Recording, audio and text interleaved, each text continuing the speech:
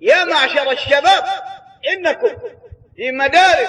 وفي معاهد تتلقون فيها علما كثيرا، فعليكم أن تعملوا به، وإياكم أن يصدكم عما تعرفونه من العلم الأعراف الاجتماعية التي تكون في مجتمعاتكم. وكثيرا من الأعراف ربما تكون مخالفة لهدي الرسول صلى الله عليه وسلم ولسنته صلوات الله وسلامه عليه. وما عليكم إلا أن تصمدوا في وجه أي عرف وأي تيار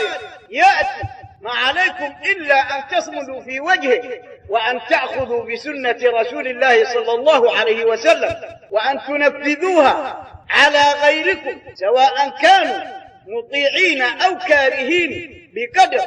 المستطاع